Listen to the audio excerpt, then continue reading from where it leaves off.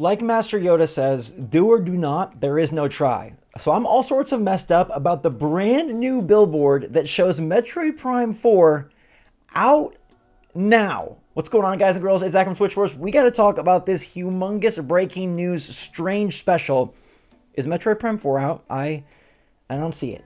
I don't have it. Do you have it? I don't have it. Plus, we've got some confusion about third-party success on Switch and another remake headed to Switch 2 in early 2026 that has leaked out. So, let me know your thoughts in the comments down below. Metroid Prime 4 is a game that does not have a release date 8 years after its announcement. Okay, they rebooted the game, they apologized, I get it. They've been showing a lot of great footage lately. This game still has no date. It's one of the main things we're waiting for, and now apparently it's out, according to London. A new billboard in the Tube over in London shows Metroid Prime 4 out now on Switch 2, which it just isn't. Or is it? What is going on here? What happened here? This seems like a colossal printing error, if it's to be an error, right? Does Nintendo print the wrong stuff on their billboards? Did someone put this up way too soon? And if they put it up too soon, how soon? Because as far as I'm aware, this game doesn't even have a date. It should be months away, like September at the earliest, October, something like that. Out now makes it seem like, oops, if they put this billboard up early, they put it up, what, a few weeks early? A few days early? Now, let me tell you, there's some things about shadow dropping Metroid Prime 4, and Nintendo will not do that. It would be the coolest thing ever, but this is not a Beyonce album, and this is not an indie game. Nintendo is not going to just drop this out of nowhere. It's something that they've been prepping and massaging and baking for literally 8 years, so they're going to get it right, and right for Nintendo means a very calculated rollout. But this is very odd, and there's not really a great explanation for this. We got to think about why this could be. Either the game is going to be out sooner rather than later, and Nintendo is going to go with a more abbreviated cycle, like they're going to announce it in a direct next week, and then it is the September game, it's the first week of September, and somebody just really wanted to put this Metroid Prime 4 billboard up. I've seen this theory that, like, maybe there was supposed to be a coming soon, like, overlay, like a sticker on top of that, and then you peel that off when it's out now. Do billboards work like that? Do they have things you can peel off? I'm not a billboard connoisseur. I don't know what it's like to set up a large visual advertisement. Do they have, like, scratch and sniff, peel and stick? Is that a thing? That would make sense to me if they just accidentally lost or misplaced or misprinted without the coming soon. But it's still very bizarre because we've never seen a mistake like this be made, and Nintendo is pretty darn careful and cautious with who they work with and how they set things up. The other great idea, theory, nefarious plot line that I like is, what if Metroid Prime 4 was supposed to be a launch game, and this out now billboard was supposed to be for the Switch 2's launch, and they just didn't discard or reprint this one? Now that, to me, is very, very interesting, because remember, there was a Metroid Prime art book that was due to come out in June, and it got delayed till October. What if Metroid Prime 4 was supposed to be alongside Mario Kart World, and something happened in development to delay the game a couple of months, and they weren't able to deliver the launch lineup that they initially believed they would be? Now that, to me, makes a lot of sense. Some people feel like the Switch 2 lineup is a little slight thus far. We do have DK Bonanza coming out soon, and it looks hot as all heck. Dixie, Diddy, Rambi, Cranky, and the DK rap. Whew! But a lineup where you had Mario Kart World for everybody, and Metroid Prime 4 for the more hardcore, that would have been the perfect launch duo. That would have been the pair that sets this console 150cc, 200cc out the gates, right? That is a boom shakalaka. We got it both at launch. And I'm kind of team MP4 was supposed to be launch. I believe Nintendo was trying to get that game ready for launch. I believe that's why the art book was scheduled to launch in June. I believe that's what Nintendo wanted to do. And their plan was to have a two-pronged, double-fang launch lineup that appealed to just about everybody and provided more of an opportunity for the mouse controls to be used early on. Now, to me personally, more than just my pipe dream of wanting to play Metroid Prime 4 already, it's the mouse control inclusion in Metroid Prime 4, as well as the 120 frames per second inclusion in Metroid Prime 4, that are two features Nintendo has loved to talk about with the Switch 2, and two that honestly make it stand out. And you'd love to have a game right from the jump that takes advantage of two of your newer features. Nintendo does not have that game, and while certain titles like Civilization 7 and Cyberpunk 2077 do utilize the mouse controls, it's not as organic as Metroid Prime 4. And Mario Kart World looks brilliant and beautiful. It's not 120 frames per second. I think MP4 is supposed to be a launch title, and I think that this billboard just didn't get destroyed. It was supposed to be deleted along with the original launch date, and they just goofed.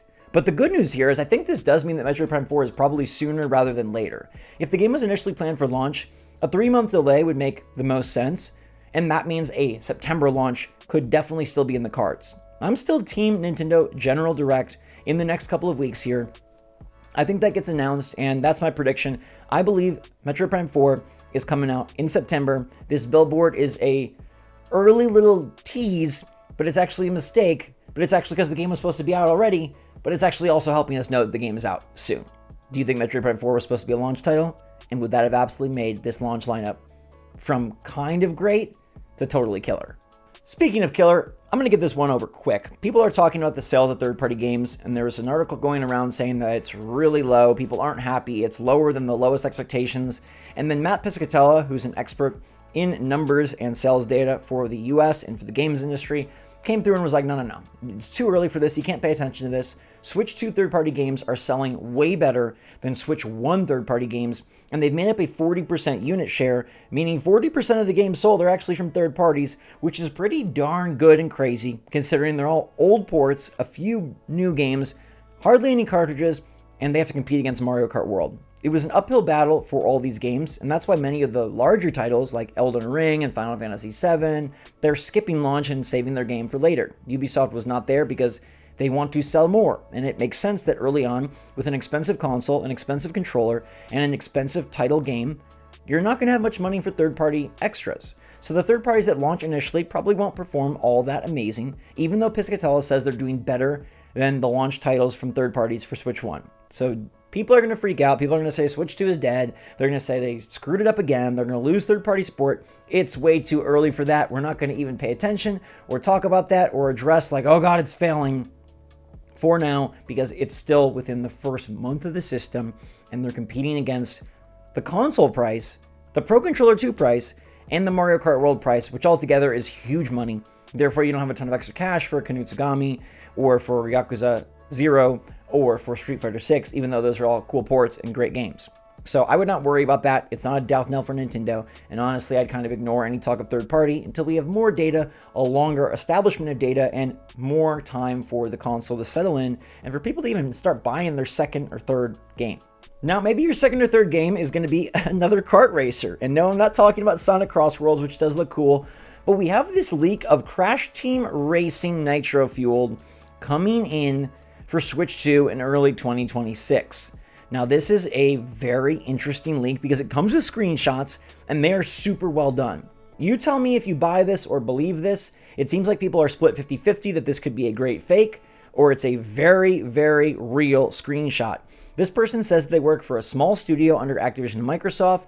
They're not tied in with Beenox, who was the original team behind bringing Crash Team Racing to the Switch 1, but they are a new team. They worked a little bit with Beenox getting their notes, and there's one new track, and they're saying that there's going to be new characters to unlock. It's going to be a $40 re-release, a $40 remake. It's not a port of the Switch 1 version. It's its own game, and they're saying it's going to be fully playable cross-platform on next-gen consoles, PS5, Xbox Series X, Switch 2, and potentially PC as well, which is actually pretty darn cool because I think this game is hella underrated.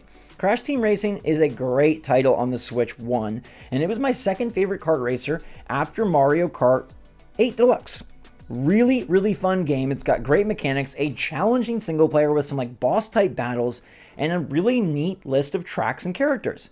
Getting a few new tracks, a few new characters, and spicy graphics, man, it is a racing fan's dream. We got Fast Fusion, Sonic Crossworlds, Mario Kart World, potentially Crash Team Racing Nitro Fueled, and Kirby Air Riders all within the first year. That's pretty insane, pretty awesome, and also maybe complete overload, and I don't know how all of them are supposed to succeed. So I do hope that if this is real, and if this remake of Crash Team Racing does come to Switch 2, which sounds like a great idea to me, I like the $40 price point, put it on a cartridge, and maybe save it for like summer 2026, because I think we're kind of racered up right now.